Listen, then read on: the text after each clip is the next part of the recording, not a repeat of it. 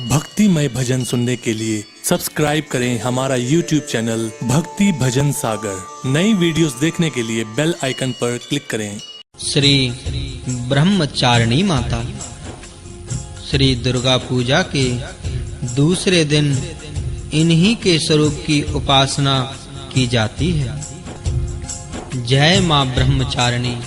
श्री ब्रह्मचारिणी माता दधानाम कर पद्माभ्याम मक्षमाला कमंडलु देवीं प्रसीदतु मय्या ब्रह्मचारिण्य अनुत्तमा।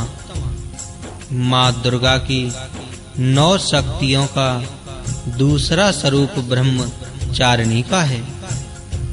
यहाँ ब्रह्म शब्द का अर्थ तपस्या है।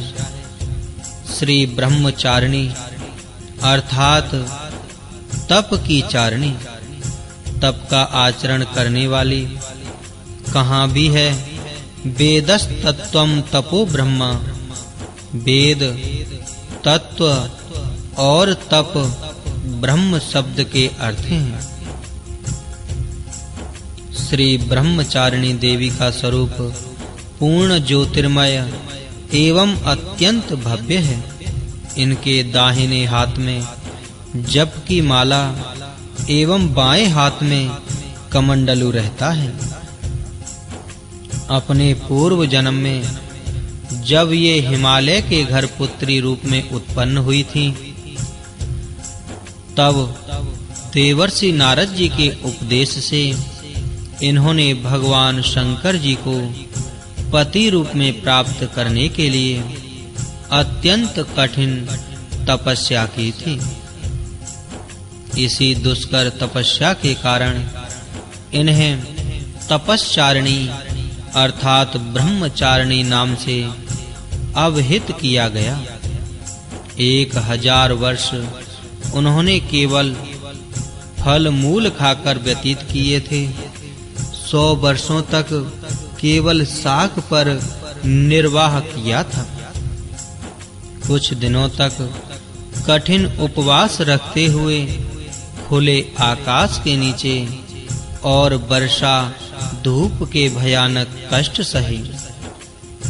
इस कठिन तपश्चर्या के पश्चात 3000 वर्षों तक केवल जमीन पर टूटकर गिरे हुए बेल पत्रों को खाकर वह अर्हिनिश भगवान श्री शंकर जी की आराधना करती रहीं।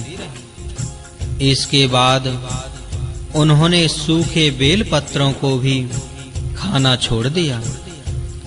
कई हजार वर्षों तक वह निर्जल और निराहार तपस्या करती रहीं। पत्तों को भी खाना छोड़ देने के कारण उनका एक नाम अपर्णा भी पड़ गया। कई हजार वर्षों की इस कठिन तपस्या के कारण माता ब्रह्मचारिणी देवी का वह पूर्व जन्म का शरीर एकदम क्षीण हो गया था। वह अत्यंत ही कृशकाय हो गई थी। उनकी यह दशा देखकर उनकी माता मैना अत्यंत दुखित हो उठी। उन्होंने उन्हें उस कठिन तपस्या से विरत करने के लिए आवाज दी, उमा, अरे नहीं, ओ नहीं।